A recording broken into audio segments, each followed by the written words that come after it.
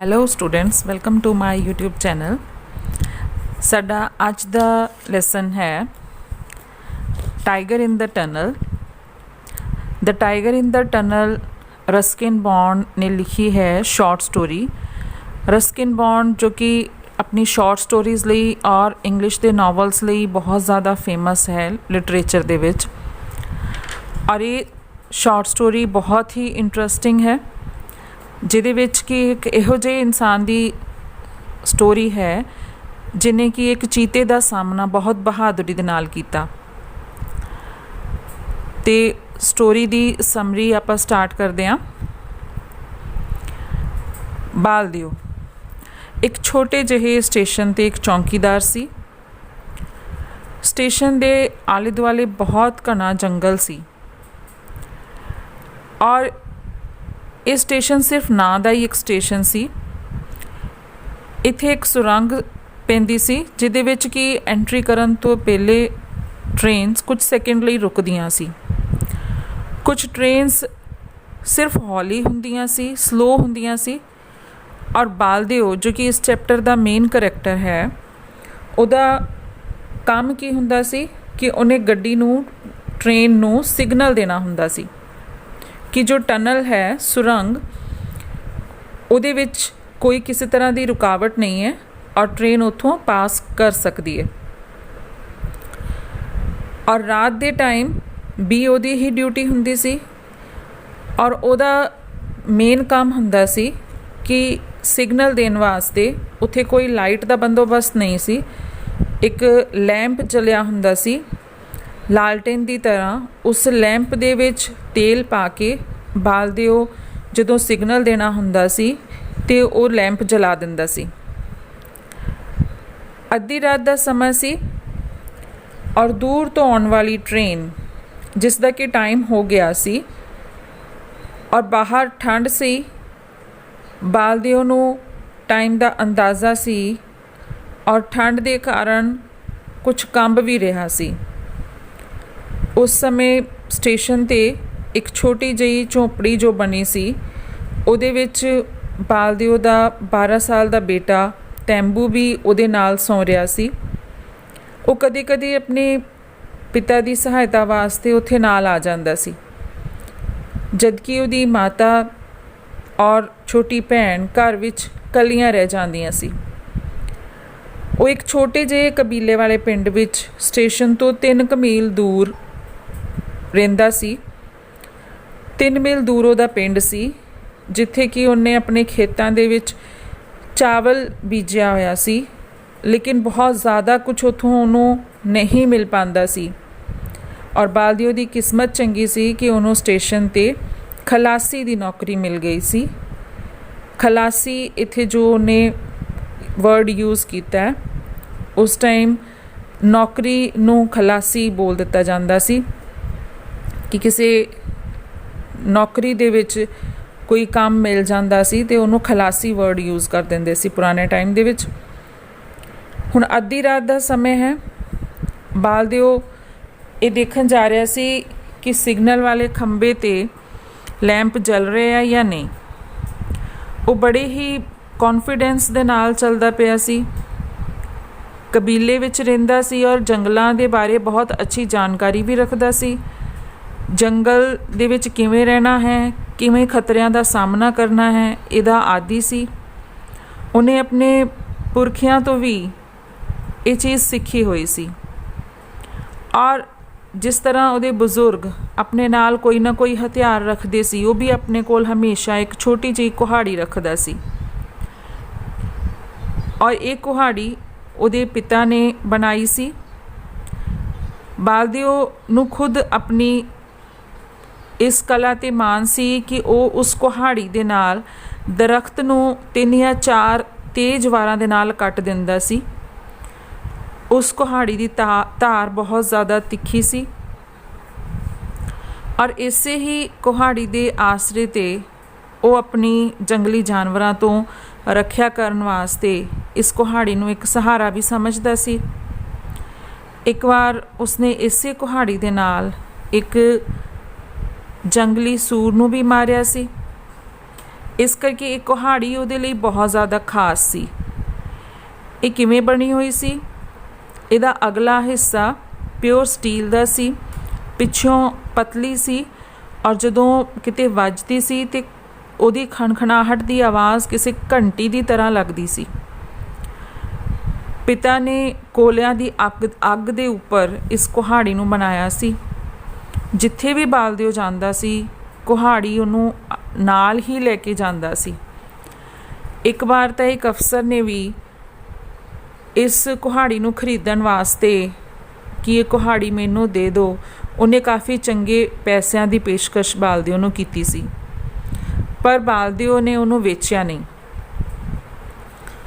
ਹੁਣ ਬਾਲਦਿਓ ਉੱਠ ਕੇ ਲੈਂਪ ਜਲਾਉਣ ਵਾਸਤੇ ਸੁਰੰਗ ਵੱਲ ਜਾ ਰਿਹਾ ਹੈ, ਔਰ ਜਦੋਂ ਉੱਥੇ ਪਹੁੰਚ ਕੇ ਦੇਖਦਾ ਹੈ ਕਿ ਸਿਗਨਲ ਵਾਲਾ ਲੈਂਪ ਬੁਝ ਗਿਆ ਹੈ, ਔਰ ਉਹਨੂੰ ਦੁਬਾਰਾ ਜਗਾਉਣ ਵਾਸਤੇ ਬਾਲਦਿਓ ਆਪਣੇ ਕੰਮ ਦੇ ਵਿੱਚ ਜੁਟ ਜਾਂਦਾ ਹੈ।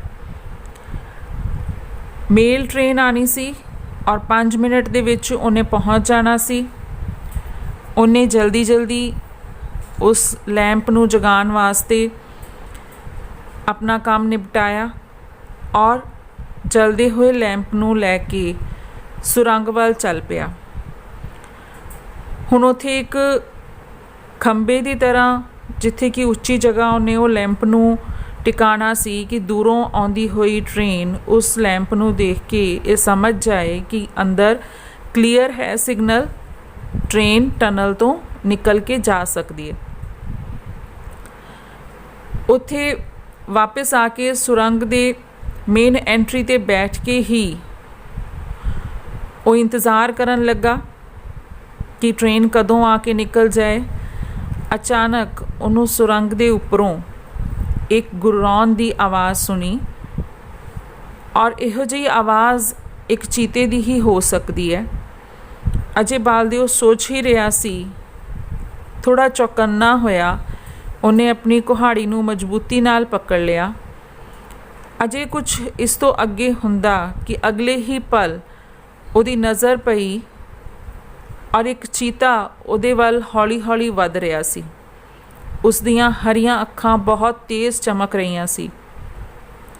ਹੁਣ ਇੰਨੀ ਨਜ਼ਦੀਕ ਸੀ ਚੀਤਾ ਕਿ ਉਹਦੇ ਨਾਲ ਲੜਨਾ ਬਾਲਦਿਓ ਲਈ ਬੇਕਾਰ ਸੀ।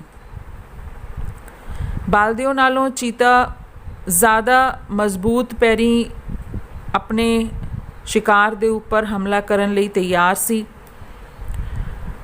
ਇਹੀ ਚੀਤਾ ਪਿਛਲੇ ਕਈ ਸਾਲਾਂ ਤੋਂ ਲੋਕਾਂ ਦਾ ਸ਼ਿਕਾਰ ਕਰ ਰਿਹਾ ਸੀ ਔਰ ਬੜੀ ਨਿਡਰਤਾ ਦੇ ਨਾਲ ਬਾਲਦਿਓ ਵੱਲ ਵੱਧ ਰਿਹਾ ਸੀ। ਬਾਲਦਿਓ ਨੇ ਅਜੇ ਤੀਕਰ ਉਹਦੇ ਬਾਰੇ ਗੱਲਾਂ ਤਾਂ ਬਹੁਤ ਸੁਣੀਆਂ ਸੀ, ਲੇਕਿਨ ਅੱਜ ਸਾਹਮਣਾ ਵੀ ਹੋ ਗਿਆ ਸੀ। ਚੀਤਾ ਨਿਡਰਤਾ ਦੇ ਨਾਲ ਅੱਗੇ ਵੱਧ ਰਿਹਾ ਸੀ ਔਰ ਉਸਨੂੰ ਪਤਾ ਸੀ ਕਿ ਮੇਰਾ ਸ਼ਿਕਾਰ ਬਹੁਤ ਤੇਜ਼ ਦੌੜ ਨਹੀਂ ਸਕਦਾ। ਇਸ ਤੋਂ ਪਹਿਲੇ ਕਿ ਕੁਛ ਬਚਾਅ ਵਾਸਤੇ ਬਾਲਦਿਓ ਕਰ ਪਾਉਂਦਾ, ਚੀਤੇ ਨੇ ਆਪਣੇ ਸੱਜੇ ਪੈਰ ਨਾਲ ਬਾਲਦਿਓ 'ਤੇ ਹਮਲਾ ਕਰ ਦਿੱਤਾ। ਉਹ ਚੁਸਤੀ ਨਾਲ ਹਮਲੇ ਤੋਂ ਬਚ ਗਿਆ, ਲੇਕਿਨ ਚੀਤਾ ਦਹਾੜਿਆ ਔਰ ਉਹਨੇ ਦੁਬਾਰਾ ਬਾਲਦਿਓ 'ਤੇ ਹਮਲਾ ਕੀਤਾ। ਬਾਲਦਿਓ ਦੇ ਕੋਲ ਕੁਹਾੜੀ ਸੀ। ਉਹਨੇ ਨਿਸ਼ਾਨਾ ਲਗਾ ਕੇ ਚੀਤੇ ਦੀ ਲੱਤ ਦੇ ਉੱਪਰ ਹਮਲਾ ਕੀਤਾ ਔਰ ਉਹਦੀ ਲੱਤ ਕੱਟੀ ਗਈ, ਲੇਕਿਨ ਬਦਕਿਸਮਤੀ ਨਾਲ ਕੁਹਾੜੀ ਚੀਤੇ ਦੀ ਹੱਡੀ ਵਿੱਚ ਹੀ ਫਸੀ ਰਹਿ ਗਈ ਔਰ ਹੁਣ ਬਾਲਦਿਓ ਨਿਹੱਥਾ ਹੋ ਗਿਆ। ਆਪਣੇ ਆਪ ਨੂੰ ਬਚਾਉਣ ਲਈ ਉਹਦੇ ਕੋਲ ਕੋਈ ਹਥਿਆਰ ਨਹੀਂ ਸੀ, ਦੌੜ ਸਕਦਾ ਨਹੀਂ ਸੀ।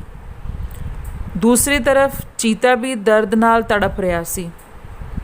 ਉਹਨੇ ਹੁਣ ਇੰਤਜ਼ਾਰ ਨਹੀਂ ਕੀਤਾ ਔਰ ਉਹ ਛਾਲ ਮਾਰ ਕੇ ਬਾਲਦਿਓ ਦੇ ਉੱਪਰ ਹਮਲਾ ਕਰ ਦਿੱਤਾ ਉਹਨੇ, ਔਰ ਬਾਲਦਿਓ ਦਾ ਸਰੀਰ ਫਾੜ ਕੇ ਰੱਖ ਦਿੱਤਾ। ਸਭ ਕੁਝ ਖਤਮ ਹੋ ਗਿਆ। ਜਿਉਂ ਹੀ ਟ੍ਰੇਨ ਸੁਰੰਗ ਦੇ ਕੋਲ ਪਹੁੰਚੀ, ਜੋ ਕਿ ਕੁਝ ਸਮੇਂ ਲੇਟ ਹੋ ਚੁੱਕੀ ਸੀ, ਜ਼ਖਮੀ ਚੀਤਾ ਵੀ ਸੁਰੰਗ ਦੇ ਅੰਦਰ ਚਲਾ ਗਿਆ। ਟ੍ਰੇਨ ਦੂਰੋਂ ਆ ਰਹੀ ਸੀ ਔਰ ਉਹਦੇ ਇੰਜਨ ਦੇ ਵਿੱਚੋਂ ਨਿਕਲਦੇ ਹੋਏ ਚਿੰਗਿਆਰੇ ਜੰਗਲ ਦੇ ਵਿੱਚ ਇਵੇਂ ਲੱਗ ਰਹੇ ਸੀ ਜਿਸ ਤਰ੍ਹਾਂ ਕੋਈ ਦੀਵਾਲੀ ਮਨਾ ਰਿਹਾ ਹੋਵੇ। ਹੁਣ ਜ਼ਖਮੀ ਲੱਤ ਲੈ ਕੇ ਚੀਤਾ ਬਹੁਤ ਤੇਜ਼ ਨਹੀਂ ਦੌੜ ਸਕਦਾ ਸੀ, ਔਰ ਫਿਰ ਵੀ ਉਹ ਕੋਸ਼ਿਸ਼ ਕਰਦਿਆਂ ਹੋਇਆਂ ਸੁਰੰਗ ਦੇ ਵਿੱਚ ਦਾਖਲ ਹੋ ਗਿਆ। ਟ੍ਰੇਨ ਨਿਕਲ ਗਈ। ਸਟੇਸ਼ਨ 'ਤੇ ਸੰਨਾਟਾ ਸੀ। ਅਗਲੇ ਸਟੇਸ਼ਨ 'ਤੇ ਡਰਾਈਵਰ ਨੇ ਜਦੋਂ ਇੰਜਨ ਵਿੱਚ ਪਾਣੀ ਪਾਉਣ ਲਈ ਗੱਡੀ ਰੋਕੀ ਤੇ ਉਹ ਹੈਰਾਨ ਹੋ ਗਿਆ। ਉਸਨੇ ਦੇਖਿਆ ਕਿ ਗੱਡੀ ਦੇ ਅਗਲੇ ਪਾਸੇ ਇੰਜਨ ਦੇ ਨਾਲ ਕਟਿਆ ਹੋਇਆ ਚੀਤੇ ਦਾ ਸਰੀਰ ਫਸਿਆ ਹੋਇਆ ਹੈ, ਭਾਵ ਕਿ ਚੀਤਾ ਵੀ ਮਰ ਗਿਆ ਸੀ। ਉਹ ਟਨਲ ਦੇ ਵਿੱਚ ਐਂਟਰ ਹੋਇਆ, ਲੇਕਿਨ ਉਸ ਤੋਂ ਦੌੜਿਆ ਨਹੀਂ ਗਿਆ ਔਰ ਟ੍ਰੇਨ ਉਹਨੂੰ ਕੱਟ ਕੇ ਅੱਗੇ ਆ ਗਈ। ਪਿੱਛੇ ਛੁੱਟੇ ਹੋਏ ਸਟੇਸ਼ਨ 'ਤੇ ਤੈਂਬੂ, ਜੋ ਕਿ ਝੋਂਪੜੀ ਵਿੱਚ ਹੀ ਆਪਣੇ ਪਿਤਾ ਦੇ ਵਾਪਸ ਆਉਣ ਦਾ ਇੰਤਜ਼ਾਰ ਕਰ ਰਿਹਾ ਸੀ, ਜਦੋਂ ਦੇਖਿਆ ਕਿ ਟ੍ਰੇਨ ਨਿਕਲ ਗਈ ਹੈ ਔਰ ਕਾਫੀ ਦੇਰ ਇੰਤਜ਼ਾਰ ਕਰਨ ਤੋਂ ਬਾਅਦ ਵੀ ਪਿਤਾ ਵਾਪਸ ਨਹੀਂ ਆਏ, ਤੇ ਉਹਨੇ ਬਾਹਰ ਜਾ ਕੇ ਦੇਖਿਆ ਔਰ ਆਪਣੇ ਪਿਤਾ ਦੇ ਮ੍ਰਿਤਕ ਸਰੀਰ 'ਤੇ ਉਹ ਬਹੁਤ ਦੇਰ ਰੋਂਦਾ ਰਿਹਾ। ਲੰਬੇ ਸਮੇਂ ਤੱਕ ਉੱਥੇ ਬੈਠਾ ਰਿਹਾ ਔਰ ਸਵੇਰ ਹੋਣ ਦਾ ਇੰਤਜ਼ਾਰ ਕਰ ਰਿਹਾ ਸੀ। ਉਹ ਆਪਣੇ ਪਿਤਾ ਦੇ ਸਰੀਰ ਦਾ ਜੰਗਲੀ ਜਾਨਵਰਾਂ ਤੋਂ ਬਚਾਵ ਕਰਨ ਲਈ ਸਵੇਰ ਤੱਕ ਉੱਥੇ ਹੀ ਬੈਠਾ ਰਿਹਾ। ਤੈਂਬੂ ਔਰ ਉਸਦੀ ਮਾਤਾ ਔਰ ਭੈਣ 2-3 ਦਿਨ ਉਸ ਅਫਸੋਸ ਦੇ ਵਿੱਚ ਡੁੱਬੇ ਰਹੇ। ਜ਼ਿੰਦਗੀ ਤਾਂ ਚੱਲਣੀ ਹੀ ਸੀ, ਕਮਾਈ ਕਰਨ ਲਈ ਕੰਮ ਤਾਂ ਕਰਨਾ ਹੀ ਪੈਂਦਾ ਹੈ। ਸਾਰਾ ਸਮੇਂ ਅਫਸੋਸ ਦੇ ਵਿੱਚ ਬਿਤਾ ਕੇ ਘਰ ਦੀ ਜ਼ਿੰਮੇਵਾਰੀ ਚਲਾਉਣੀ ਮੁਸ਼ਕਿਲ ਸੀ, ਔਰ ਹੁਣ ਉਹ ਸਾਰੀ ਹੀ ਘਰ ਦੀ ਜ਼ਿੰਮੇਵਾਰੀ ਤੈਂਬੂ 'ਤੇ ਆ ਗਈ ਸੀ। 3 ਰਾਤਾਂ ਬਾਅਦ ਹੁਣ ਤੈਂਬੂ ਸੁਰੰਗ ਦੇ ਐਂਟਰੀ 'ਤੇ ਸਿਗਨਲ ਦੇਣ ਵਾਸਤੇ ਲੈਂਪ ਜਲਾ ਰਿਹਾ ਸੀ। ਇਹ ਨੌਕਰੀ ਖੁਸ਼ਕਿਸਮਤੀ ਨਾਲ ਮਿਲੀ ਸੀ, ਇਸ ਕਰਕੇ ਉਹ ਆਪਣੇ ਪਿਤਾ ਦੀ ਜਗ੍ਹਾ ਹੁਣ ਉਸ ਨੌਕਰੀ 'ਤੇ ਲੱਗ ਗਿਆ ਸੀ, ਜਿਹਦੇ ਨਾਲ ਕਿ ਉਹਦੇ ਘਰ ਦਾ ਗੁਜ਼ਾਰਾ ਚੱਲ ਸਕੇ। ਹੁਣ ਤੈਂਬੂ ਹਨੇਰੇ ਵਿੱਚ ਬੈਠਾ ਹੋਇਆ ਸੀ ਔਰ ਉਹ ਗੱਡੀ ਦੇ ਸੁਰੱਖਿਅਤ ਢੰਗ ਦੇ ਨਾਲ ਲੰਘ ਜਾਣ ਦਾ ਇੰਤਜ਼ਾਰ ਕਰ ਰਿਹਾ ਸੀ। ਉਹ ਇੰਤਜ਼ਾਰ ਕਰ ਰਿਹਾ ਸੀ ਕਿ ਕਦੋਂ ਟ੍ਰੇਨ ਆਏ ਔਰ ਉਹਦਾ ਸਿਗਨਲ ਦੇਖ ਕੇ ਉਸ ਟਨਲ ਦੇ ਵਿੱਚੋਂ ਲੰਘ ਜਾਏ। ਇਕੱਲਾ ਬੈਠਾ ਸੀ, ਲੇਕਿਨ ਅੱਜ ਉਸ ਨੂੰ ਕਿਸੇ ਵੀ ਚੀਜ਼ ਦਾ ਡਰ ਨਹੀਂ ਸੀ, ਕਿਉਂਕਿ ਉਹਦੇ ਪਿਤਾ ਨੇ ਉਸ ਚੀਤੇ ਨੂੰ ਮਾਰ ਦਿੱਤਾ ਸੀ ਜਿਹੜਾ ਕਿ ਇਨਸਾਨਾਂ ਦਾ ਸ਼ਿਕਾਰ ਕਰਦਾ ਸੀ, ਔਰ ਉਸਦੇ ਪਿਤਾ ਦੀ ਕੁਹਾੜੀ ਵੀ ਉਸ ਦੇ ਕੋਲ ਸੀ, ਜਿਹਨੂੰ ਕਿ ਉਹ ਜਾਣਦਾ ਸੀ ਕਿ ਕਿਵੇਂ ਚਲਾਉਣਾ ਹੈ। ਇਸ ਤਰ੍ਹਾਂ ਇਸ ਕਹਾਣੀ ਦੇ ਵਿੱਚ ਬਾਲਦਿਓ, ਜੋ ਕਿ ਇੱਕ ਵਾਚਮੈਨ ਹੈ, ਜੋ ਕਿ ਮੇਨ ਕਰੈਕਟਰ ਹੈ ਇਸ ਸਟੋਰੀ ਦਾ, ਉਹਦੇ ਉੱਪਰ ਘੁੰਮਦੀ ਹੋਈ ਇਹ ਸਟੋਰੀ ਸਾਨੂੰ ਕੀ ਮੈਸੇਜ ਦੇ ਰਹੀ ਹੈ ਕਿ ਸਾਡੇ ਅੰਦਰ ਫਰਜ਼ ਦੀ ਭਾਵਨਾ ਬਹੁਤ ਮਜ਼ਬੂਤ ਹੋਣੀ ਚਾਹੀਦੀ ਹੈ। ਸਾਨੂੰ ਸੱਚੇ ਦਿਲ ਔਰ ਨਿਡਰਤਾ ਦੇ ਨਾਲ ਆਪਣੇ ਫਰਜ਼ ਦੀ ਪਾਲਣਾ ਕਰਨੀ ਚਾਹੀਦੀ ਹੈ। ਬਹੁਤ ਸਾਰੀਆਂ ਮੁਸ਼ਕਿਲਾਂ ਸਾਡੀ ਰਾਹ ਦੇ ਵਿੱਚ ਆਉਣਗੀਆਂ ਸਾਨੂੰ ਫਰਜ਼ ਨਿਭਾਉਣ ਦੇ ਵਿੱਚ, ਲੇਕਿਨ ਉਹ ਸਾਰੀ ਹੀ ਮੁਸ਼ਕਿਲਾਂ ਨੂੰ ਅਸੀਂ ਬਹਾਦਰੀ ਦੇ ਨਾਲ ਸਾਹਮਣਾ ਕਰਨਾ ਹੈ। ਔਰ ਬੇਸ਼ੱਕ ਸਾਨੂੰ ਇਸ ਵਾਸਤੇ ਆਪਣੀ ਜਾਨ ਹੀ ਕਿਉਂ ਨਾ ਗਵਾਉਣੀ ਪਵੇ, ਸਾਨੂੰ ਜ਼ਿੰਮੇਵਾਰੀਆਂ ਤੋਂ ਦੌੜਨਾ ਨਹੀਂ ਹੈ। ਹਾਲਾਤ ਸਾਨੂੰ ਜ਼ਿੰਮੇਵਾਰੀਆਂ ਨੂੰ ਸੰਭਾਲਣ ਦੀ ਤਾਕਤ ਦੇਣ ਔਰ ਸਾਨੂੰ ਖੁਸ਼ੀ ਦੇ ਨਾਲ ਆਪਣੀ ਜ਼ਿੰਮੇਵਾਰੀ ਨੂੰ ਸਵੀਕਾਰ ਕਰ ਲੈਣਾ ਚਾਹੀਦਾ ਹੈ। ਹੁਣ ਇਹਦੇ ਲੈਸਨ ਦੇ ਜੋ ਲੌਂਗ ਕੁਐਸਚਨਸ ਬਣਦੇ ਆ ਐਗਜ਼ਾਮ ਦੇ ਲਈ, ਉਹਦੇ ਵਿੱਚ character sketch of Baldeo important question ਹੈ। ਉਸ ਤੋਂ ਬਾਅਦ Baldeo's encounter with tiger, Baldeo ਨੇ ਜੋ ਟਾਈਗਰ ਤੋਂ ਬਚਾਵ ਕਰਨ ਲਈ ਆਪਣੀ ਐਫਰਟ ਕੀਤੀ, ਕੋਸ਼ਿਸ਼ ਕੀਤੀ, ਖੁਦ ਤੇ ਉਹ ਨਹੀਂ ਬਚ ਪਾਇਆ, ਲੇਕਿਨ ਉਹਨੇ ਟਾਈਗਰ ਨੂੰ ਵੀ ਬਰਾਬਰ ਦਾ ਮੁਕਾਬਲਾ ਕੀਤਾ ਉਹਦੇ ਨਾਲ ਔਰ ਉਹਨੂੰ ਵੀ ਮਾਰਿਆ, ਉਹਨੂੰ ਜ਼ਖਮੀ ਕਰ ਦਿੱਤਾ, ਜਿਹਦੇ ਕਾਰਨ ਉਹਦੀ ਮੌਤ ਵੀ ਹੋਈ। ਔਰ ਇਸ ਮੈਸੇਜ, ਇਸ ਸਟੋਰੀ ਦੇ ਵਿੱਚ ਜੋ ਮੈਸੇਜ ਮਿਲਦਾ, ਜਿਹਨੂੰ ਆਪਾਂ ਥੀਮ ਕਹਿ ਸਕਦੇ ਹਾਂ कि ये स्टोरी दे पिछे की थीम रहा है दसन वास्ते। ये इहदे विचों इंपॉर्टेंट क्वेश्चन बनते हैं।